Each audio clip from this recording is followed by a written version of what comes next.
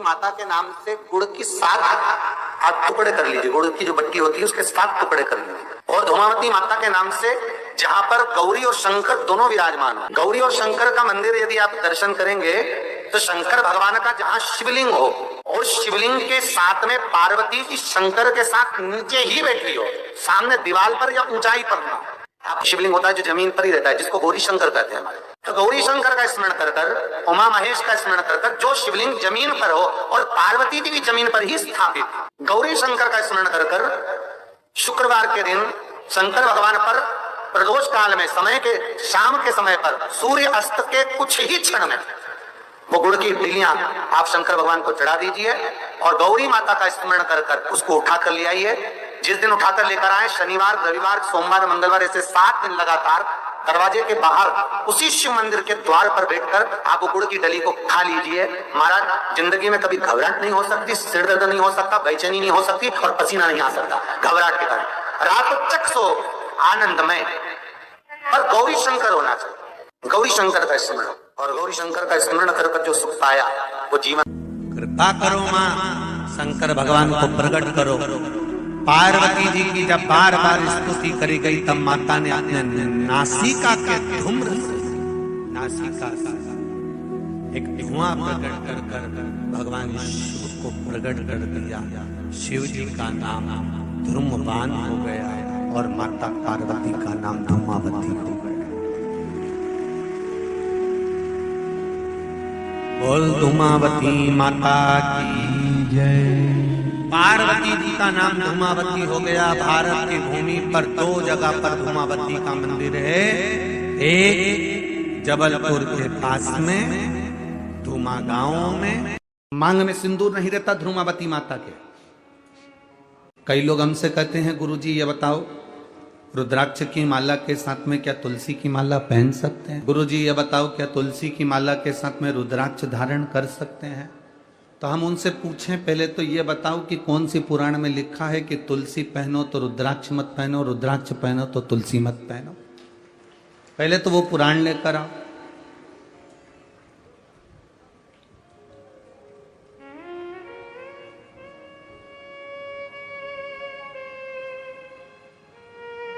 तुलसी की मंजरी मेरे शिव के अभिषेक में आती है। तुलसी की लकड़ी मेरे शंकर के अनुष्ठान में, पूजन में आती है। क्यों ना आएगी? हम अगर रुद्राक्ष धारण कर रहे हैं, हम अगर तुलसी की माला के साथ रुद्राक्ष भी पहन रहे हैं तो इसमें कोई हानि कहीं नहीं लिखा किसी पुराण में, किसी शास्त्र में कि आप रुद्राक्ष के साथ तुलसी नहीं पहन सकते या तुलसी के साथ रुद्राक्ष नहीं पहन सकते।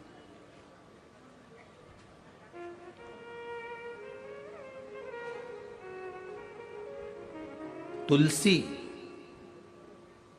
अगर हमको भगवान नारायण का चरण प्रदान कर रही है तो रुद्राक्ष हमें विश्वास, भक्ति और रोग से मुक्ति कराकर भगवान के श्री चरणों तक श्रद्धा उत्पन्न कर रहा है।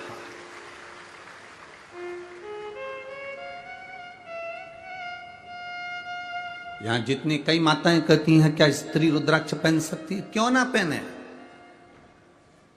सीहोर का अगर रुद्राक्ष तुम्हारे पास में है लाल धागे में, तुम कितना भी आभूषण पहन लो, कितना भी जेवर पहन लो, कितना सोना चांदी कुछ भी पहनो, कितने हीरे पन्ने पहनो, पर शरीर के अंदर एक धागे में उसको, रुद्राक्ष को भले तुम किसी को दिखाओ चाहे मत दिखाओ, तुम्हें दिखाने में भी अगर शर्म आए तो शरीर से रुद्राक्ष टच रहना चाहिए। क्यों? तो कहा लीवर, किडनी, थायराइड, कैंसर जैसी बड़ी से बड़ी जो बीमारियां हैं वो कभी तुम्हें छू नहीं सकती अगर रुद्राक्ष तुम्हारे शरीर में है।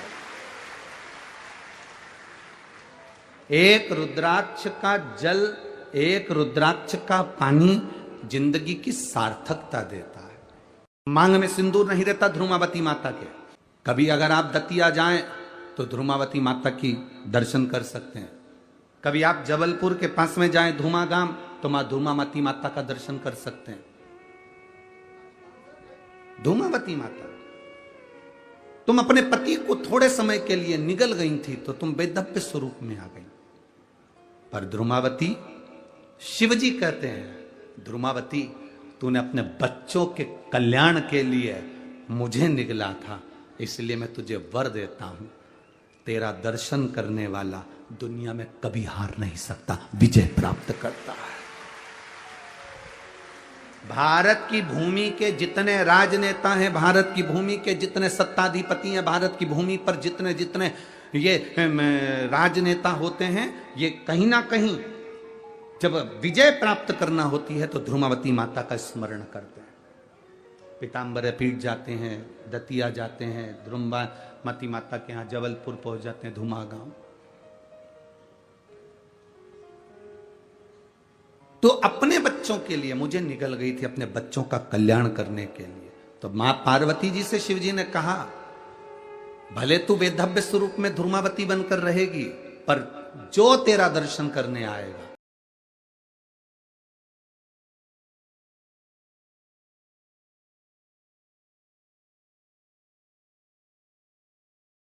माता के नाम से गुड़ की 7 टुकड़े कर लीजिए। गुड़ की जो बट्टी होती है उसके 7 टुकड़े कर लीजिए। और धूमावती माता के नाम से जहां पर गौरी और शंकर दोनों विराजमान हो, गौरी और शंकर का मंदिर यदि आप दर्शन करेंगे तो शंकर भगवान का जहां शिवलिंग हो और शिवलिंग के साथ में पार्वती जी शंकर के साथ नीचे ही बैठी हो, सामने दीवार पर या ऊंचाई पर ना। आपको पहले कहा था शंकर जी के शिवलिंग का आपको कई बार दर्शन कराया। एक विष्णु शिवलिंग होता है, एक डमरू जैसा शिवलिंग होता है जिसको बैठकर पूजा नहीं जाता, जिसको खड़े होकर जल चढ़ाए। एक शिवलिंग होता है जो जमीन पर ही रहता है, जिसको गौरी शंकर कहते हैं हमारे महाराज। तो गौरी शंकर का स्मरण कर कर, उमा महेश का स्मरण कर कर, जो शिवलिंग जमीन पर हो और पार्वती जी भी जमीन पर ही स्थापित, गौरी शंकर का स्मरण कर कर शुक्रवार के दिन शंकर भगवान पर प्रदोष काल में समय के शाम के समय पर सूर्य अस्त के कुछ ही क्षण में वो गुड़ की डिलियां आप शंकर भगवान को चढ़ा दीजिए और गौरी माता का स्मरण कर कर उसको उठाकर ले आइए। जिस दिन उठाकर लेकर आए, शनिवार, रविवार, सोमवार, मंगलवार, ऐसे 7 दिन लगातार दरवाजे के बाहर उसी शिव मंदिर के द्वार पर बैठकर आप वो गुड़ की डली को खा लीजिए। महाराज, जिंदगी में कभी घबराहट नहीं हो सकती, सिर दर्द नहीं हो सकता, बेचैनी नहीं हो सकती और पसीना नहीं आ सकता घबराहट के कारण। रात को चक सो आनंदमय, पर गौरी शंकर होना चाहिए। गौरी शंकर का स्मरण,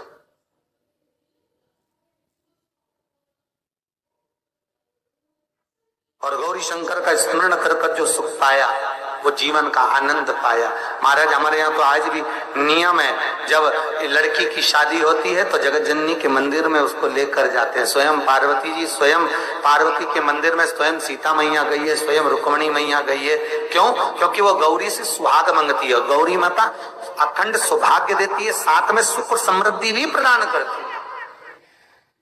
कि शंकर का जो शिवलिंग होता है और मां जगत जननी का जो हस्त कमल होता है, जिस गोल जलाधारी पर शिवलिंग रखा जाता है, उस जलाधारी के नजदीक में शिवरात्रि कोई से भी महीने की पड़े, 2 या 3 शिवरात्रि पर शहद को इस उंगली में लगाकर उस पर चंदन की एक गोली बनाकर, चंदन, कितनी विचित्र लीला करी है, जरा देखिएगा। गणेश जी रोते हुए आते हैं और माता पार्वती से कहते हैं, मां मुझे भूख लगी है। कार्तिकेय षडानंद रोते हुए आते हैं, मां मुझे भूख लगी है। अशोक सुंदरी रोते हुए आती है और कहती है, मां मुझे भूख लगी है। और शंकर जी अखंड समाधि में लीन, तप साधना में लीन, भूख लग रही है। माता पार्वती ने देखा कुछ भी नहीं था, क्या दूं बच्चों को? अगर मेरे स्तनों में दूध होता तो मैं अपने बच्चों को पिला देती, पर स्तन में दूध भी नहीं। क्या दूं? भूख से बिलख रहे भगवान गणेश जी, कार्तिकेय, अशोक सुंदरी सब भूख से बिलख रहे थे। पार्वती जी शिव जी के पास जाकर 1 लोटा जल चढ़ाकर बोली, बाबा उठिए, तुम्हारे बच्चे भूखे हैं, तुम्हारे बच्चे भूखे हैं, उठिए। शिव जी नहीं उठे। गणेश जी माँ का पांव पकड़कर बोले माँ बहुत भूख लग रही है। षडानंद कार्तिकेय बोले माँ बहुत भूख लग रही है। अशोक सुंदरी कह रही है मुझे भूख लग रही है। भोजन नहीं था। माँ फिर शिव जी को जगाई। भोलेनाथ नहीं जागे, मेरे स्तनों में दूध नहीं तो अपने बच्चों को पिला देती। अब वो स्तन में दूध लाने के लिए माँ ने क्या लीला रच दी, क्रोध में आ गई पार्वती। अपने बच्चों को भूखा मरते हुए कोई नारी नहीं देख सकती, कोई नारी नहीं।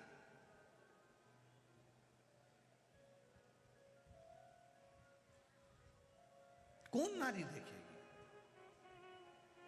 एक मां अपने बच्चे के लिए समर्पण का भाव लेकर चलती है।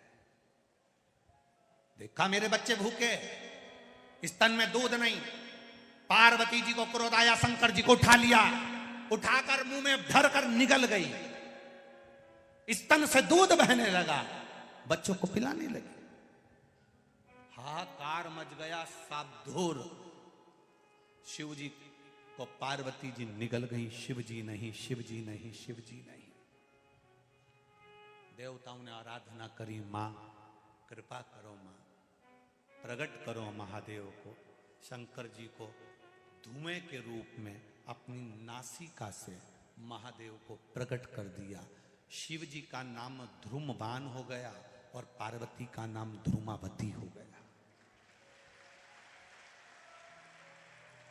शिव जी धूमवान बन गए, माता पार्वती धूमावती बन गई। शंकर जी ने कहा पार्वती तू अपने पति को थोड़ी देर के लिए निगल गई थी, तेरा पति उस समय पर नहीं था, इसलिए ध्रुमावती तू वैधव्य के रूप में रहेगी। ना तेरी मांग में सिंदूर होगा, ना गले में मंगलसूत्र होगा, ना बिछुड़ी, ना चूड़ा होगा। आज भी दतिया में